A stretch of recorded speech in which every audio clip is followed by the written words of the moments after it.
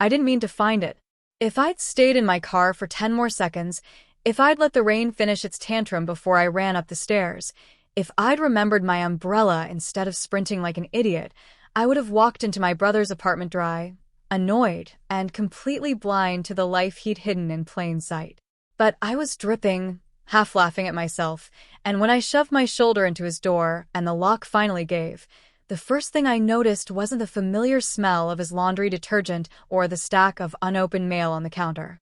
It was the faint, sweet, powdery scent that did not belong to him at all, a soft note like a memory of someone else living here.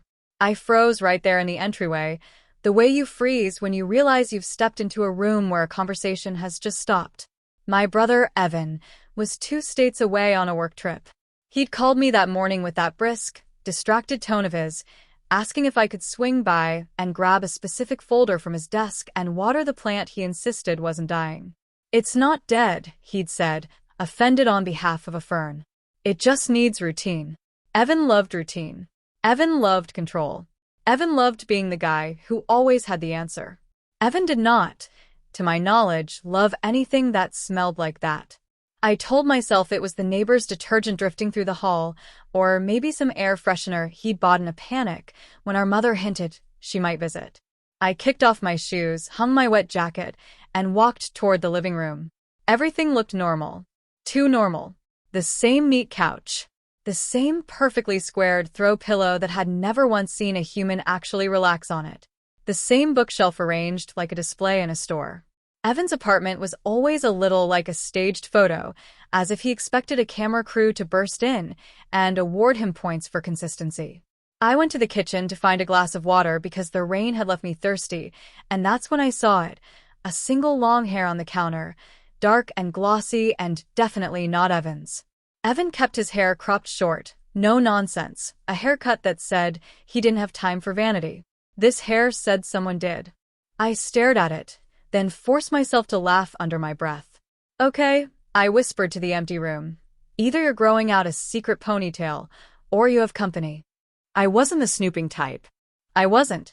But the thing about secrets is they make the air feel different, and once you notice that shift, you start looking for the source the way you look for smoke when you smell something burning.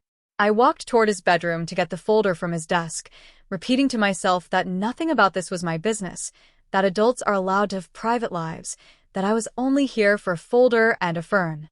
His bedroom door was slightly ajar, and when I pushed it open, the desk was right where it always was, with his laptop aligned to the edge like a ruler had placed it. The folder sat on the corner, exactly as he'd described. I reached for it, and my elbow bumped the top drawer. It slid open a few inches with a soft, reluctant sound. I should have shut it. I should have shut it immediately.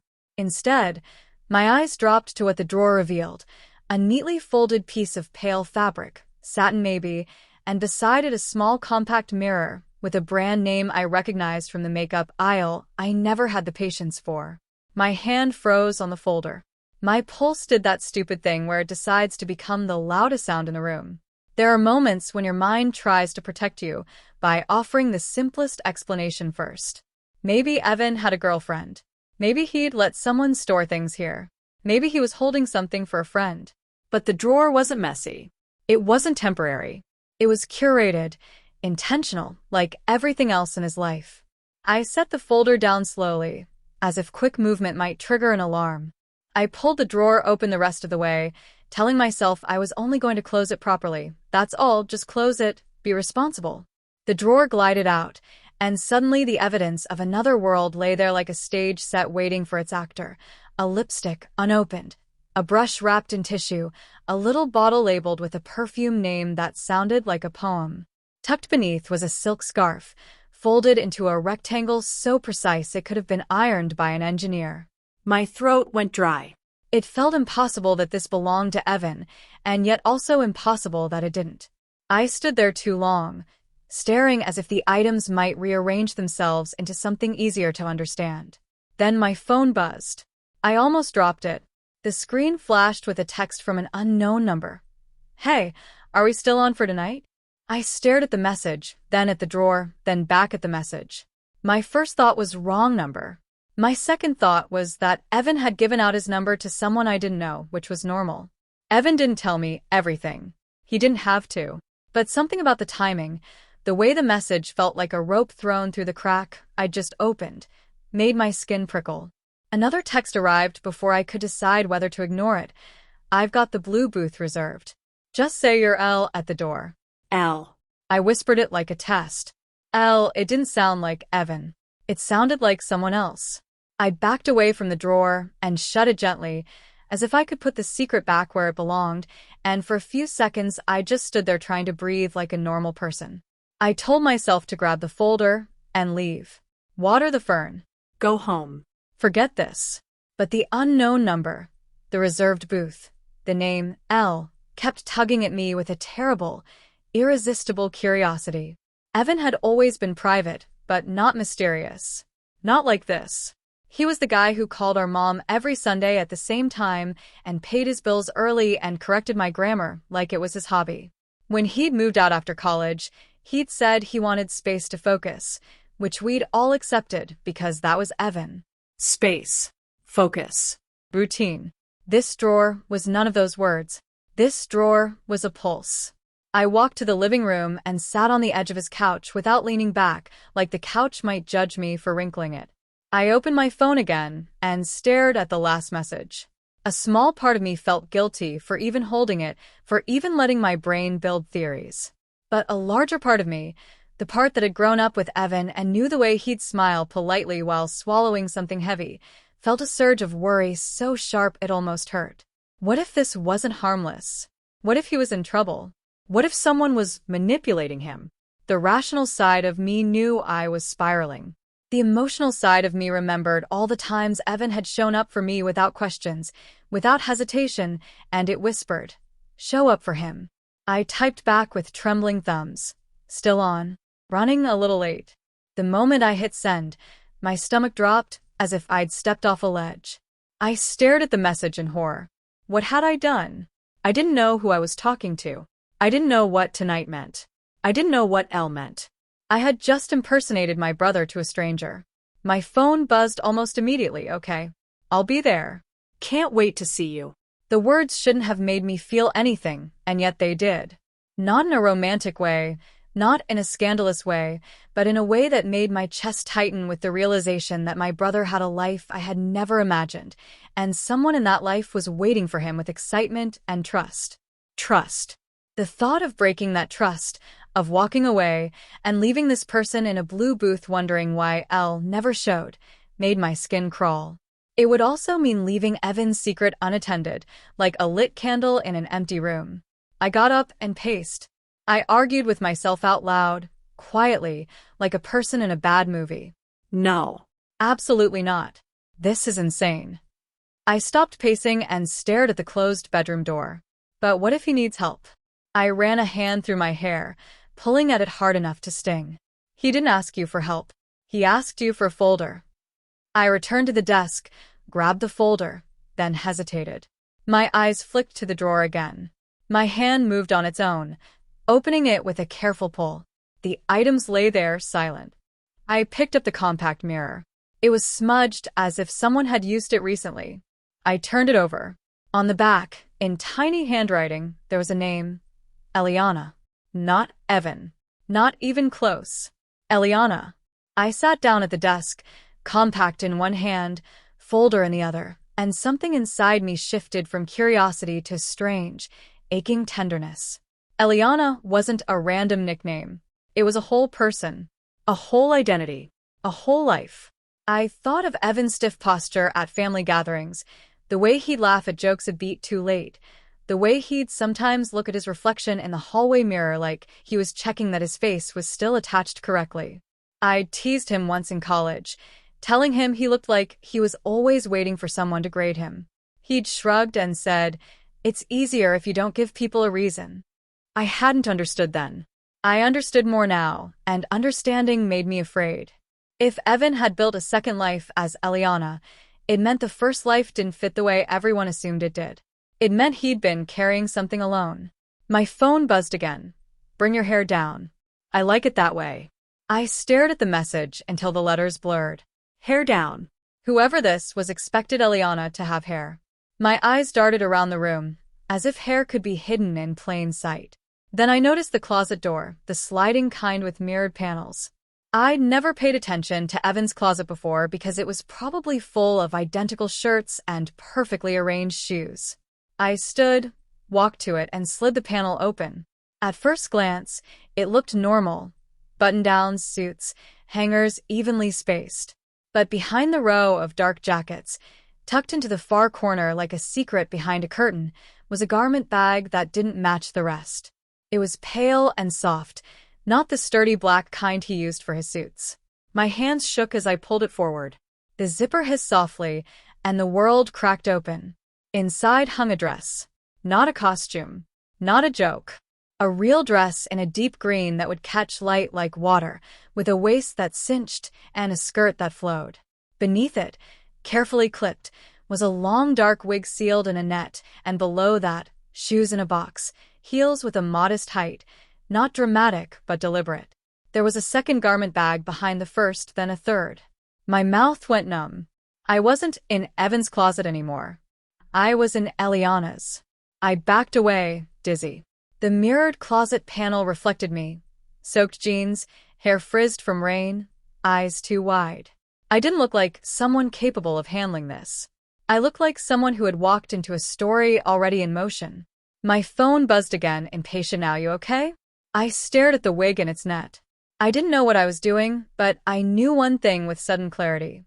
If I didn't go, I would spend the entire night imagining Evan walking into some place as Eliana, and something going wrong, and me sitting at home pretending ignorance while my brother's hidden life burned down. I couldn't do that. I couldn't be the kind of sibling who chose comfort over courage. So I made a decision that felt like stepping into cold water. I was going to go. Not to expose him. Not to steal his life. To protect it, just for tonight. Just long enough to understand what he'd been risking. I pulled out my phone and texted the unknown number. "I'm okay. See you soon." Then I stood in front of the closet again and whispered, "I'm sorry." To no one and to everyone, and I reached for the garment bag. The next hour moved like a dream with sharp edges. I didn't do anything reckless. I didn't throw on makeup like a parody. I didn't treat it like a game. Every item in that closet felt like it had been chosen with care, with fear, with hope. I carried the dress to the bed as gently as if it might bruise. I found a small box of cosmetics hidden behind Evan's cologne, a neat lineup of foundation, powder, mascara, lip color in soft shades. There were instructions too, scribbled on an index card in Evan's precise handwriting. Blend at jawline. Light touch. Don't overdo. The thought of him writing that, coaching himself in secret, made my throat ache. I went to the bathroom and turned on the light. My reflection looked stubbornly like me. I tried to imagine what Evan saw when he stared at himself, what he wanted to change, what he wanted to reveal. I remembered being a kid and dressing up in our mom's old scarves, pretending to be characters from movies. It had been playful then, easy. This was not playful. This was a bridge Evan had built out of necessity. I took off my wet clothes and stood there in plain underwear, feeling absurdly exposed. My hands trembled as I stepped into the dress. The fabric slid over my skin cool and smooth, settling against my body with a weight that felt both foreign and strangely calming. I pulled it up carefully, adjusted the straps, smoothed the waist. In the mirror, the green made my eyes look darker. I didn't look like a joke. I looked like someone dressed for an evening out. Then the wig. I sat on the edge of the tub like I'd seen people do in videos, pinned my hair flat as best I could, and pulled the wig on. The hair fell around my shoulders in a glossy curtain, transforming the shape of my face instantly. I stared. My heart thudded. It wasn't that I suddenly became Evan or Eliana. It was that the mirror stopped being a simple truth and became a question. Who could I be if I chose? Who had Evan been choosing to be when no one watched? I followed the index card. I applied foundation, blended carefully, dusted powder. I used minimal mascara, a soft lip color. I didn't want to create a new person so much as echo the person Evan had already made. When I finished, I stepped back. The face in the mirror looked unfamiliar, but not unrecognizable. It looked like a version of me that had learned different rules.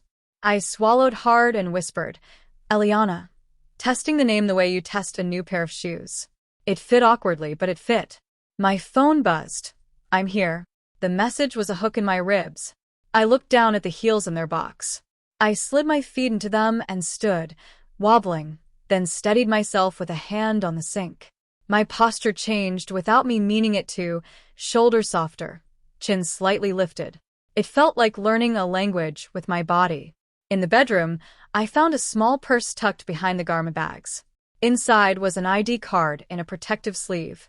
Not legal ID, not something official, but a membership card for a lounge downtown, the kind of place with a door policy and dim lights. The card had a photo of Eliana. It wasn't me. It was Evan, transformed so completely my breath caught. He wore a similar wig, similar makeup, a smile that was cautious but real. Under the photo, printed neatly, was the name, Eliana M. My hands shook so hard I almost dropped it. Evan had done this. Evan had stepped into the world as her. He had been her. And he had kept it from me, from our family, from everyone. I slid the card back into the purse like it was sacred. I grabbed the folder he'd asked for and set it by the door, an anchor to remind myself this wasn't a theft, it was a borrowed moment. Then I stood in the entryway again, heels clicking softly, wig brushing my shoulders, and I locked Evan's door behind me with fingers that didn't feel like mine. The hallway seemed louder, brighter, too ordinary for what I was carrying. I kept my eyes forward, breathing shallowly, and took the stairs because the elevator felt like a trap. Outside, the rain had softened to a mist, and the streetlights turned everything into a watercolor. I hailed a rideshare with trembling hands. When the car arrived, I slid into the back seat and pulled the seatbelt across the dress carefully, as if the fabric could rip the way courage can. The driver glanced at me in the mirror. "Evening," he said, polite. I nodded, surprised by the sound of my own voice when I answered. "Hi." It came out softer, not forced, just cautious. I stared out the window as the city moved past, and the suspense wasn't just about being caught. It was about what I might learn that would change everything. The lounge was tucked between a bookstore and a place that sold expensive candles.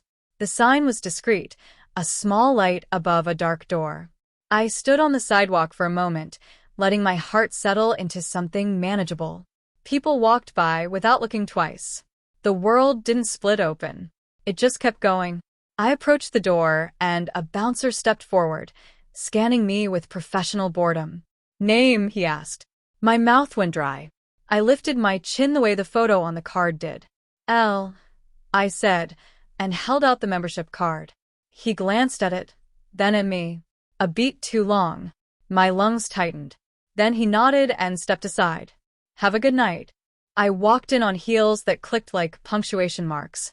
Inside, the lounge was dim and warm, with amber lights and soft music and clusters of people talking in low voices.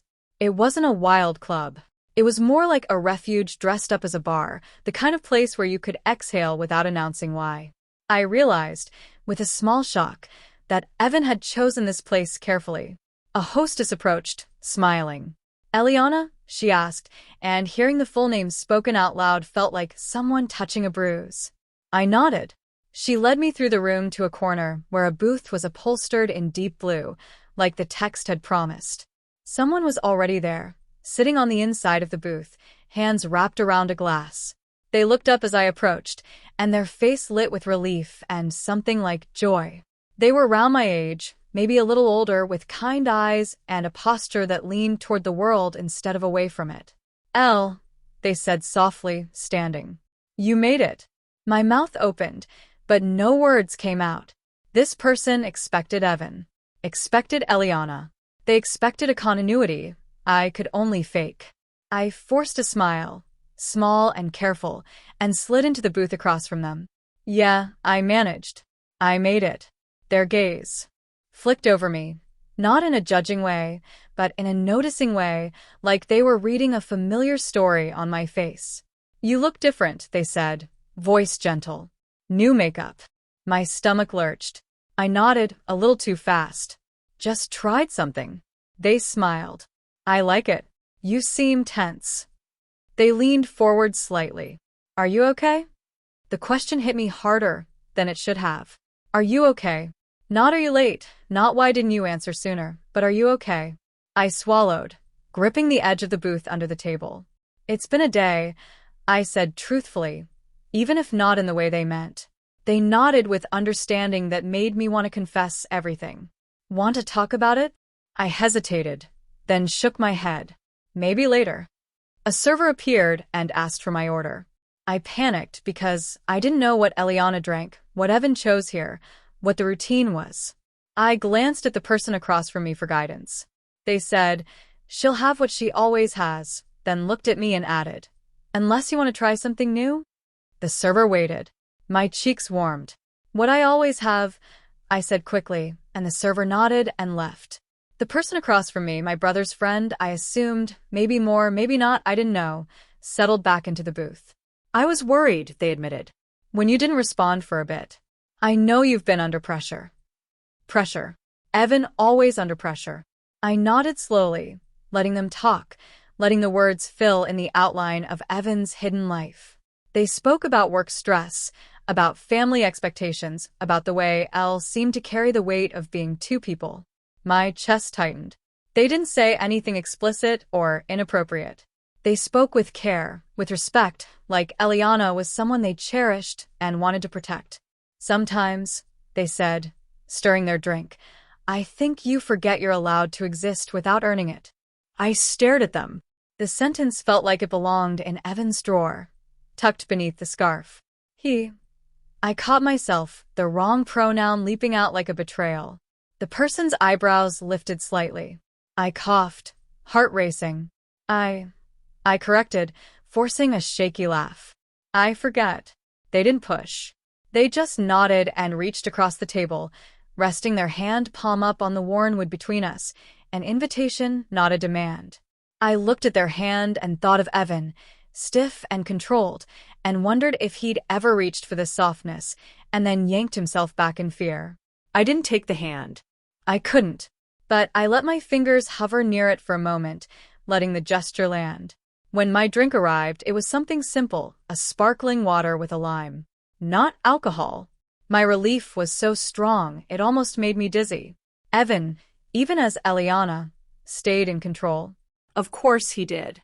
The conversation continued, and the suspense shifted from fear of discovery to fear of what I might discover about my brother that would force me to reframe every memory. The person, Morgan, they eventually introduced themselves when someone from another booth waved and called their name, asked me about the photo.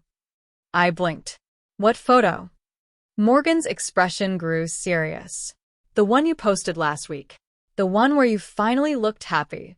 My mind scrambled. Evan posted almost nothing on social media, but maybe Eliana had her own account. A secret account. An account Morgan followed. Morgan reached for their phone, then hesitated as if checking for permission. Can I show you? I nodded, throat tight. Morgan pulled up a photo and slid the phone across the table. My breath caught. It was Eliana, Evan, standing in front of a mirror, wearing a soft sweater and jeans, hair down, a small smile that looked like relief. The caption read, "Learning to breathe." Under were comments, supportive, kind, people telling her she looked beautiful, brave, real. Real. My eyes burned. Evan had been receiving kindness from strangers under a name we didn't know, while at family dinners he sat quiet, jaw tight, as if kindness was a currency he couldn't afford. Morgan watched my face carefully. That's why I wanted to see you, they said.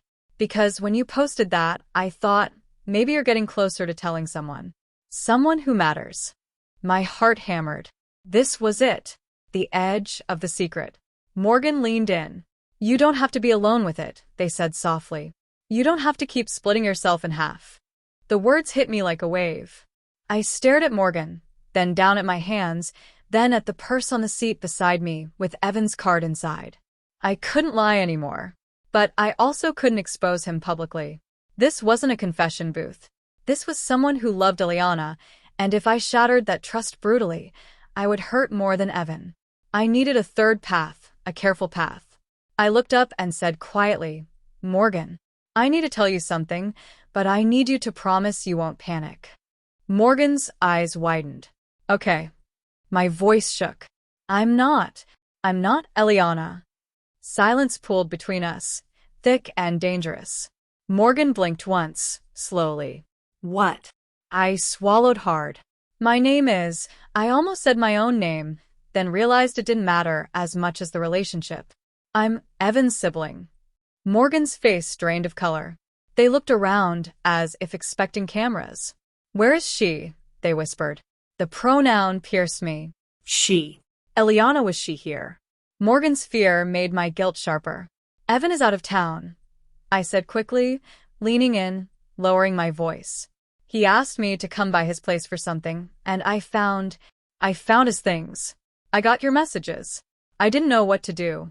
I was scared something might happen tonight, and I didn't want you waiting and worrying, and I didn't want him. My voice cracked. I didn't want him to be alone in whatever this is. Morgan stared at me for a long moment.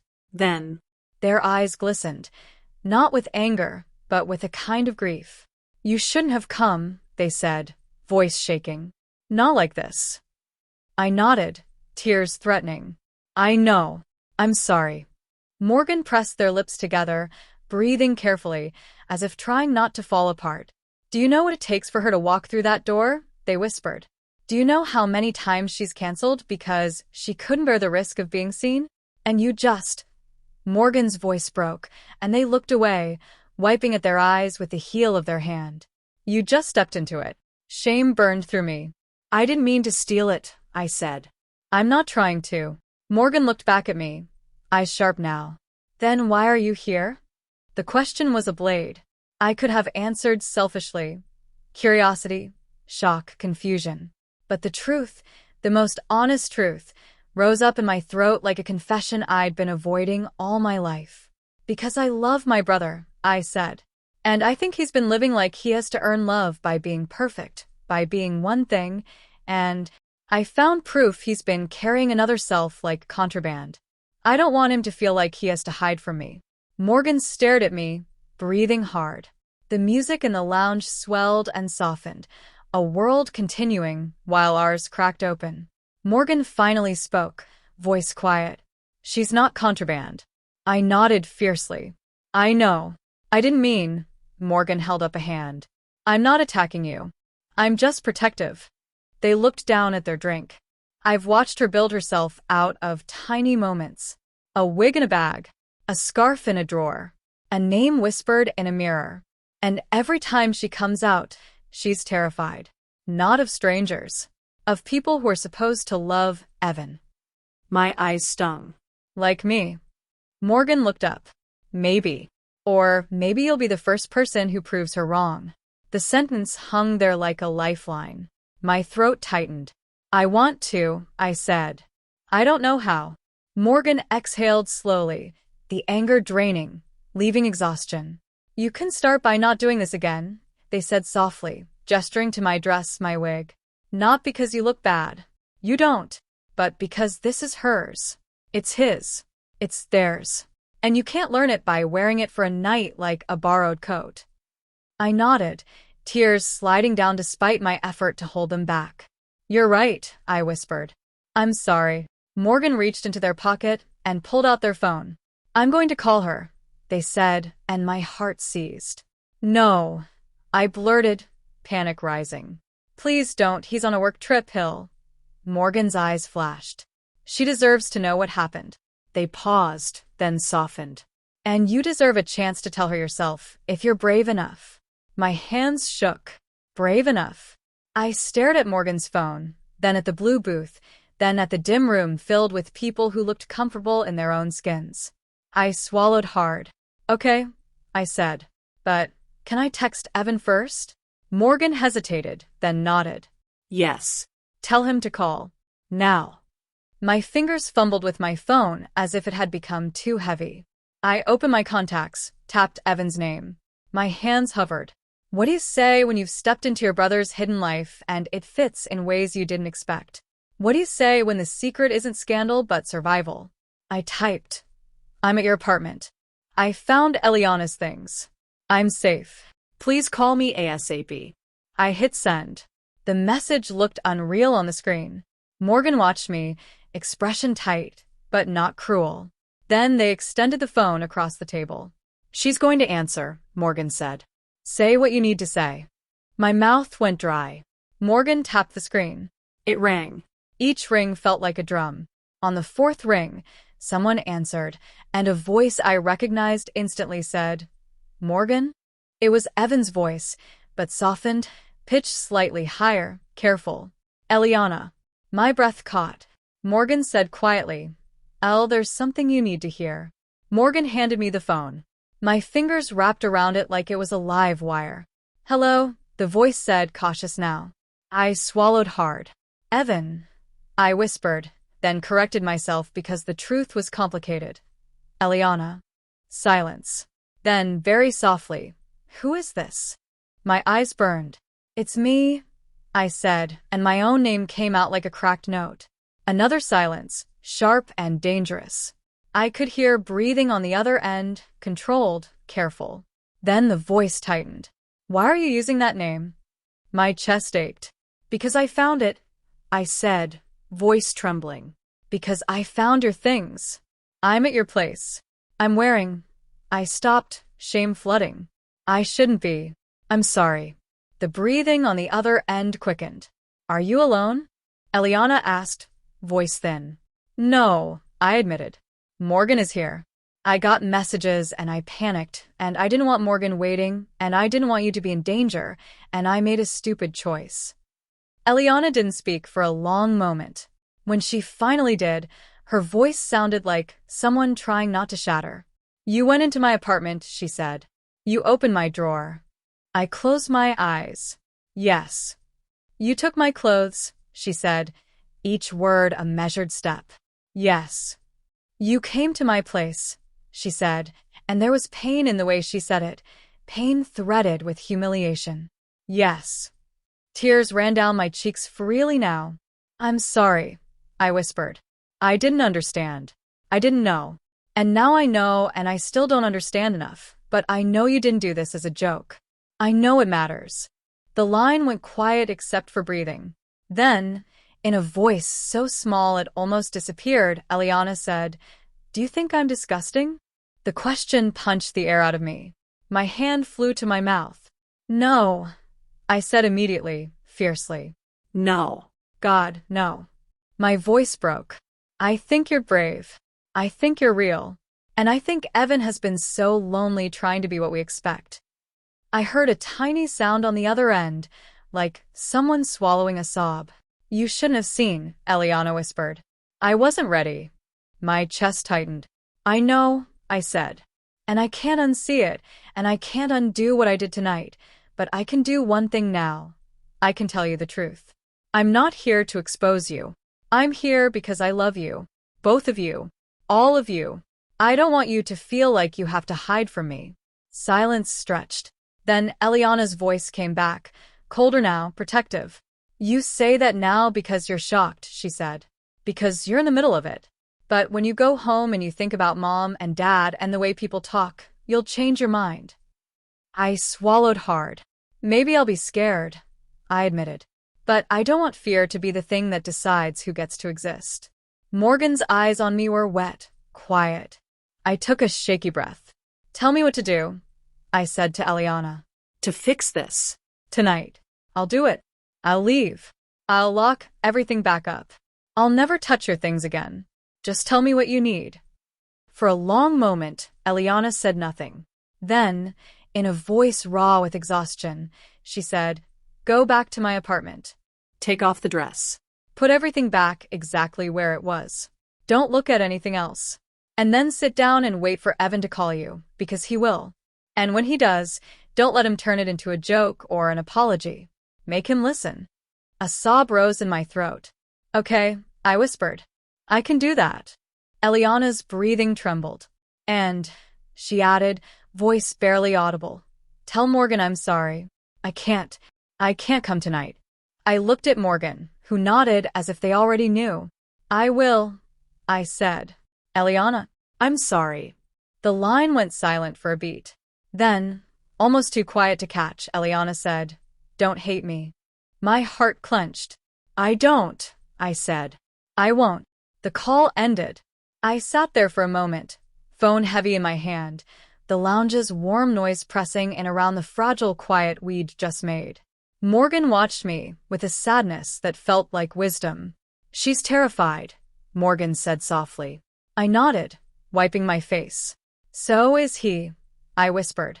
Morgan reached across the table again, and this time I placed my fingertips lightly on their palm for just a moment, not a promise, just a shared understanding. Go, Morgan said. Do what she asked. And when Evan calls, don't let him hide behind anger. I stood on trembling legs, the dress suddenly feeling like a costume I hadn't earned. Thank you, I managed. Morgan's eyes shone. Love her right, they said, voice firm. That's all. I left the lounge with my heart pounding, the city air cold against my cheeks, the rain misting again, as if the world wanted to blur the night into something forgivable. The ride back felt longer. The wig itched. The heels pinched. Each sensation felt like a reminder. This isn't yours. When I got to Evan's apartment, I moved like someone defusing a bomb. I unlocked the door, stepped inside, and the powdery scent greeted me like a question. I went straight to the bedroom and closed the door behind me. My hands shook as I removed the wig, feeling my own hair spring free, messy, and damp. The sudden return to myself felt like grief, not because I wanted to be Eliana, but because I could feel how much Evan must have wanted the freedom to shift between selves without fear. I folded the wig carefully, placed it back in its net. I stepped out of the dress and hung it back in the garment bag, smoothing the fabric until it lay the way it had before. I wiped my makeup off slowly, watching the face in the mirror revert to my familiar features, and the transformation backward felt heavier than the transformation forward, like closing a door you desperately want to keep open. I returned everything to the drawer exactly as I'd found it, down to the angle of the scarf, the placement of the compact. Then I shut the drawer and sat on the edge of Evan's bed, hands clasped, waiting. The suspense returned, coiling tight, because now the danger wasn't a stranger in a lounge or a bouncer at a door. The danger was Evan's voice on the phone, the brother I knew, the brother who could turn any vulnerable moment into sarcasm or silence. My phone buzzed. Evan calling. I answered immediately. Hey, he said, voice clipped, strained. What the hell is going on? The familiar sharpness cut through me, and for a second, I almost retreated into apology, into making it easy for him to stay in control. But Eliana's voice echoed in my head. Don't let him turn it into a joke or an apology. I took a deep breath. I want to get your folder, I said, steadying my voice. I found Eliana. Silence on the line, the kind that feels like standing at the edge of a cliff. Then Evan laughed once, short and brittle. You're being dramatic. I closed my eyes. Evan, I said quietly, don't. Another pause. His voice lowered. Did you go through my things? I swallowed. Yes. The word tasted like guilt. I didn't mean to at first, but I did. And I went too far. I went out tonight. I met Morgan. I talked to Eliana. The silence that followed was so complete, I could hear Evan's breath catch.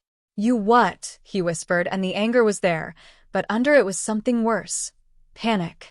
I made a mistake, I said, voice shaking. I thought you might be in trouble. I didn't understand. I'm sorry. I put everything back. I didn't take pictures. I didn't tell anyone else. But I can't pretend I didn't learn what I learned. Evan's voice turned sharp. You had no right. You're right, I said immediately. I didn't. I'm not defending it. I'm telling you the truth. My throat tightened. And I'm also telling you this. I don't hate you. I'm not disgusted. I'm not laughing. I'm scared for you, because you've been carrying this alone. Evan made a sound like a breath forced through clenched teeth. You don't get to be scared for me, he snapped. You don't get to make this about you. The words stung, but they were fair. I nodded even though he couldn't see. You're right, I said. So tell me what you need. A long pause.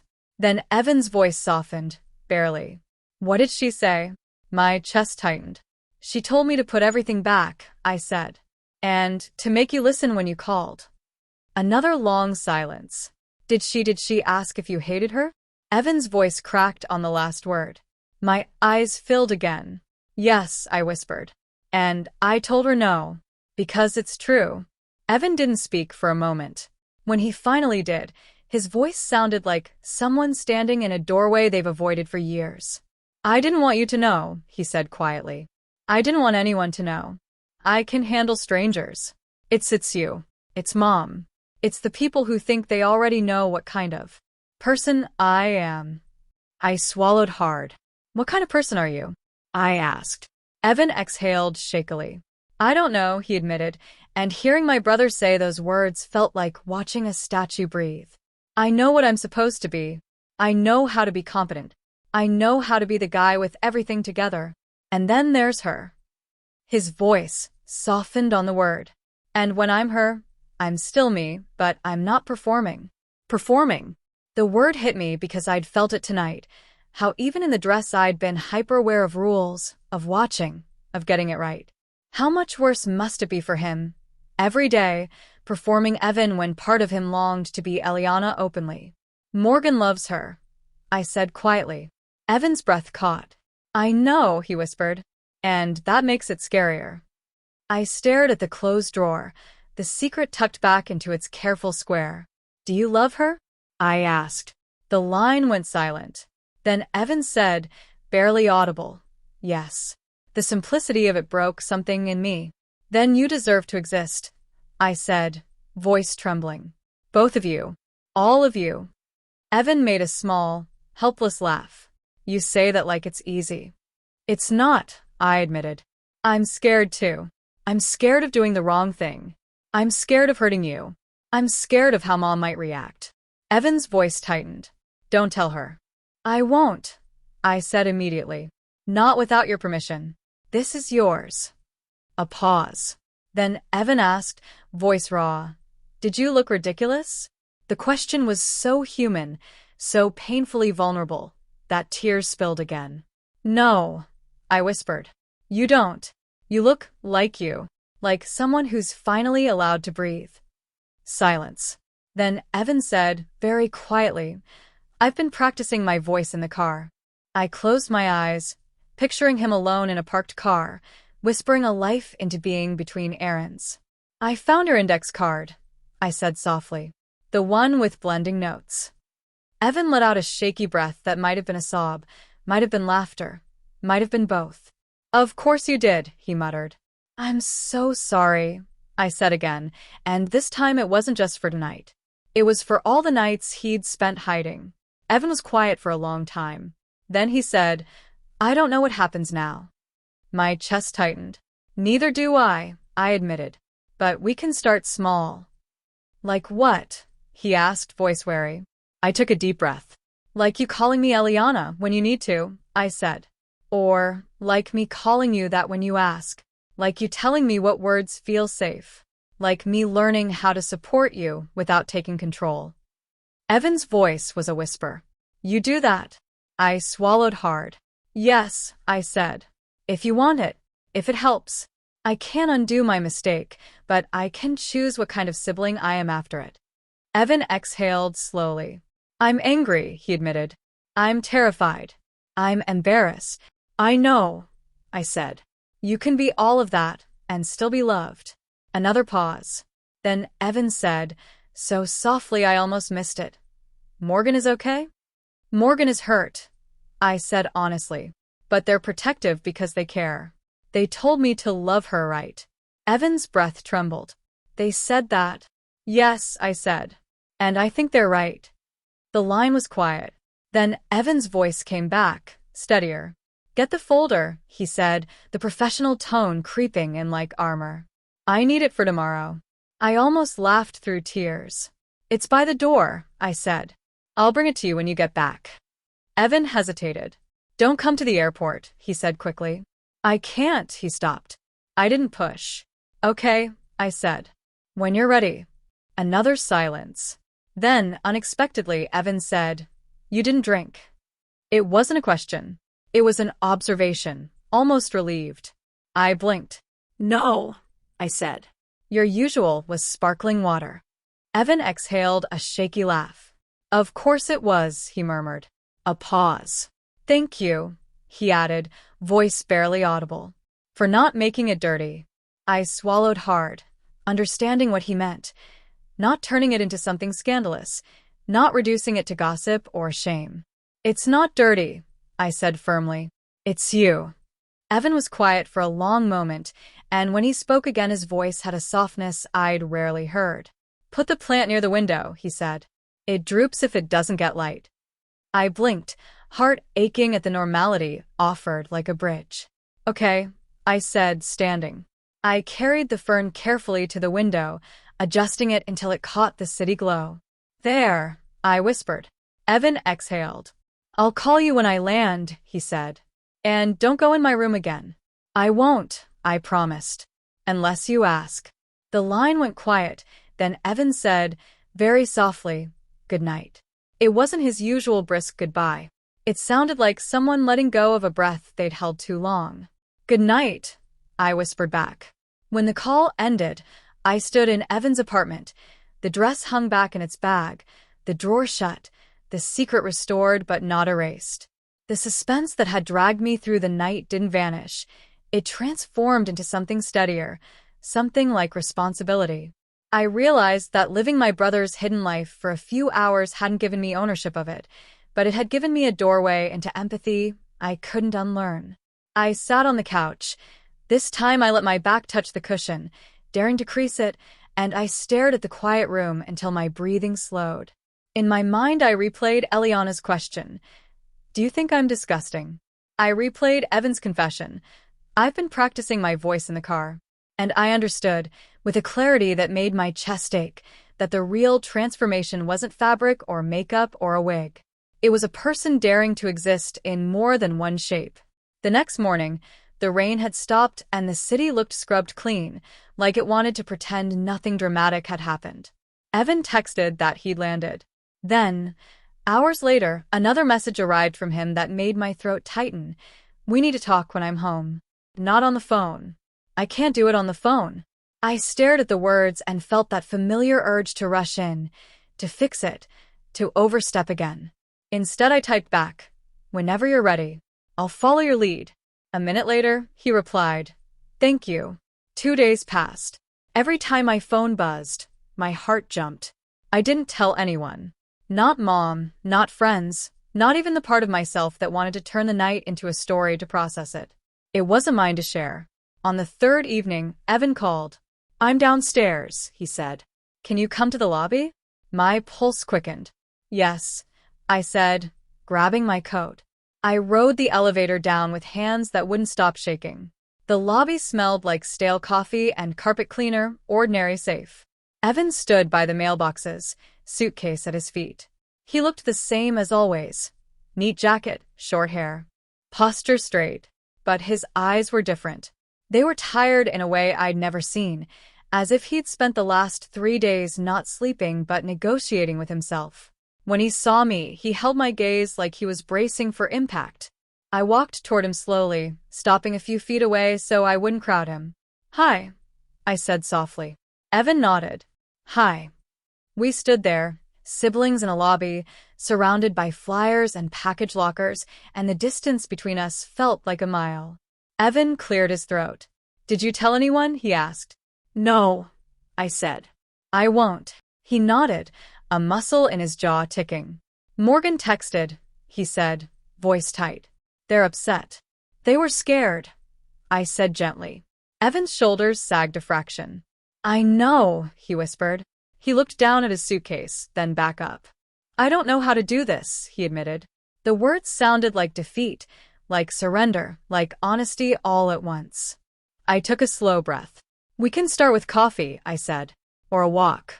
Or sitting in silence. Whatever doesn't feel like a spotlight. Evan's eyes flicked over my face as if searching for disgust, for mockery, for the familiar judgment he'd trained himself to expect. He found none, and that seemed to scare him even more. Why aren't you angry? He asked, voice raw. You should be mad that I lied. I swallowed. I am angry, I admitted. Not that you're Eliana. I'm angry that you felt you had to be alone. I'm angry at the world that taught you to hide. And I'm angry at myself for barging in. Evan's throat worked as if he was swallowing something sharp. It's not your fault, he muttered automatically, the old Evan trying to control the narrative. I shook my head gently. Some of it is, I said. But it doesn't have to stay that way. Evan's eyes glistened, and he blinked hard. Say it, he whispered. Say the name. My breath caught. Eliana, I said softly, like placing a fragile object on a table. Evan flinched and then exhaled, a sound that was almost a sob. I thought you'd spit it out like an insult, he whispered. My chest tightened. Never, I said. Evan closed his eyes for a second. When he opened them, something in his expression had shifted, a tiny crack in the armor. I don't want to lose you, he said. I don't want to lose Mom. My throat tightened. You won't lose me, I said. Mom is complicated, but you deserve a chance to be loved as you are, not as we assume. Evan shook his head, fear rising. She won't understand. Maybe not right away, I said. And maybe you're not ready to tell her. That's okay. This isn't a deadline. It's a life. Evan stared at me, and for the first time I saw it clearly. The person I'd called my brother was also someone else, and both were exhausted from being reduced to a single role. I don't know what I am, he whispered. I just know that when I'm her, I don't feel like I'm holding my breath. I stepped closer, slowly, giving him time to back away if he needed. He didn't. Then let's make room for breath, I said. Evan's eyes filled, and he looked away quickly, embarrassed by the evidence of feeling. He wiped at his face with the back of his hand like he hated needing to. I'm sorry, he muttered, the automatic apology. I shook my head. Don't apologize for being human, I said. Evan let out a shaky laugh that was half pain, half relief. You're terrible at being subtle, he said, and it was the closest thing to a normal sibling jab we'd had in days. I felt my own laugh slip out, wet with tears. I know, I said. Evan looked at me, really looked, and then he did something he never did. He opened his arms slightly, uncertain. The gesture was small, hesitant, and it felt like a question. I stepped into it and hugged him gently, not squeezing, just holding. At first he was stiff, then his shoulders sagged, and he let out a breath that trembled against my hair. For a moment, in the lobby of an apartment building, my brother stopped performing. When we pulled apart, Evan's eyes were red. He cleared his throat. I need to go upstairs, he said, voice hoarse. I need to check my things. The shame in the words was a shadow. I nodded. I put everything back, I said softly. Exactly. Evan's gaze flicked to mine. I know, he whispered. I could tell. He hesitated, then added, You didn't leave the drawer open. It sounded like gratitude disguised as observation. No, I said. It wasn't my drawer.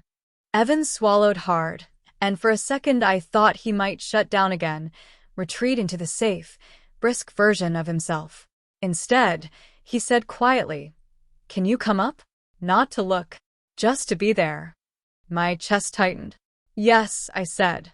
We rode the elevator up in silence, but it wasn't the silence of avoidance. It was the silence of two people standing on a new piece of ground, unsure how much weight it could hold. In the apartment, Evan set his suitcase down and stood in the living room, staring at the couch like it was unfamiliar. He walked to the bedroom door, paused, then glanced back at me. Stay there, he said, voice tight. Don't follow. Okay, I said, staying in the doorway. He went in alone and closed the door.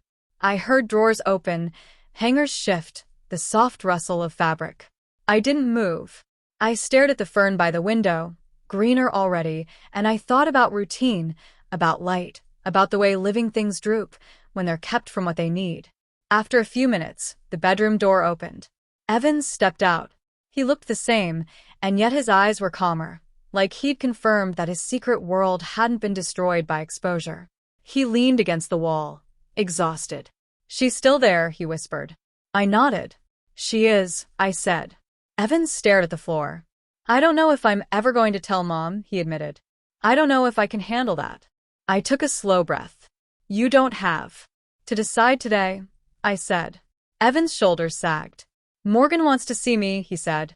Not Evan. Her. The way he said her was reverent and terrified. Do you want to? I asked. Evan hesitated. Yes, he whispered. But I'm scared. I nodded. Then be scared and go anyway, I said gently. Not because you owe anyone, but because you deserve connection. Evan looked at me, something like disbelief flickering. When did you become wise? He muttered, and the old sibling rhythm returned for a heartbeat. I smiled sadly. Last night, I said. Evan's expression softened, then tightened again. I need you to understand something, he said, voice serious. This isn't a phase. It isn't a prank. It isn't me trying to trick anyone. It's the only time I don't feel like I'm wearing armor. My throat tightened. I understand, I said. And if I mess up, you can tell me. I'm learning. Evan exhaled, a long, slow breath. Then he nodded once, as if making a decision. Okay, he said. He looked toward the bedroom, then back at me. Can you wait in the kitchen? He asked quietly. Just so I know you're here. My chest tightened. Yes, I said. I went to the kitchen and sat at the counter, hands clasped, listening to the soft sounds behind the bedroom door.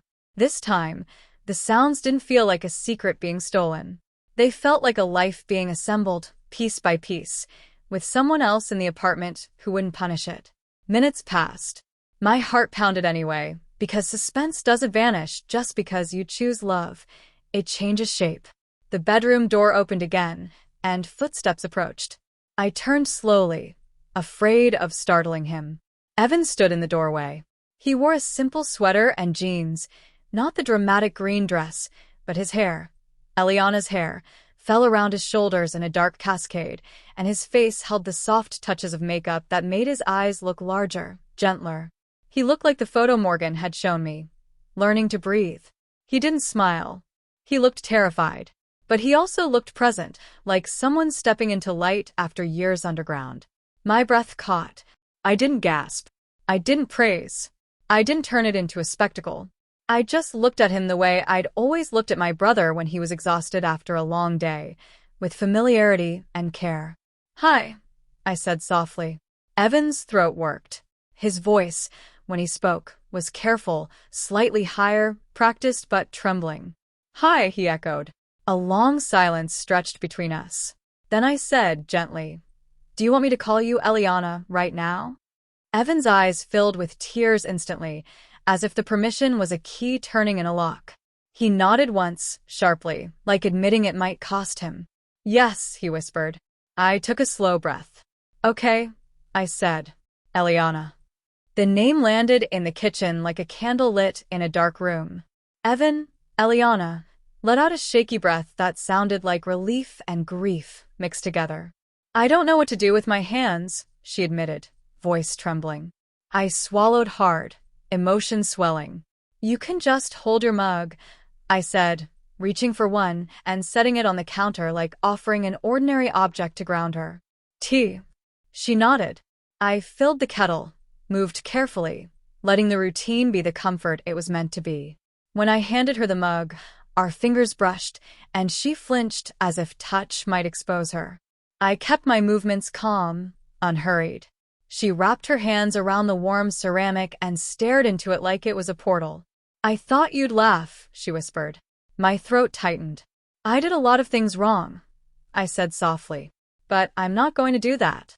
She nodded, tears falling now, silent, controlled, as if she'd learned how to cry without taking up space.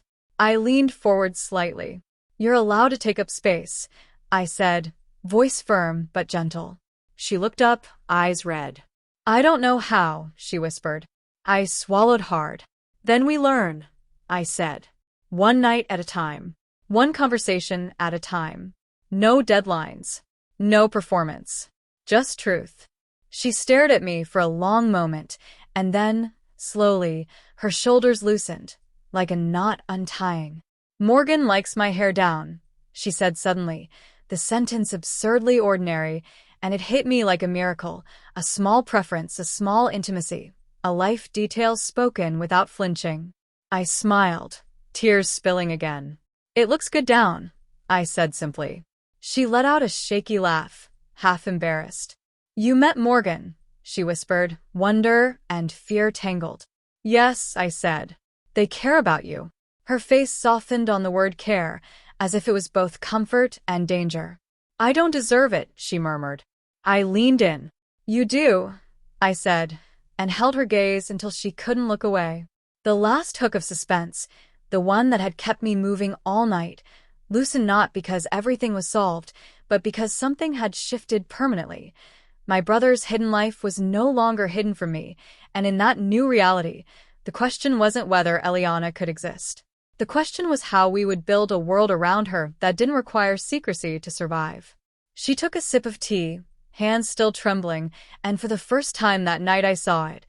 Not just fear, not just tension, but a flicker of peace, small as a match flame, stubborn as a fern reaching for light. And I realized that living my brother's hidden life for a night hadn't turned me into her, and it hadn't turned him into a different person either.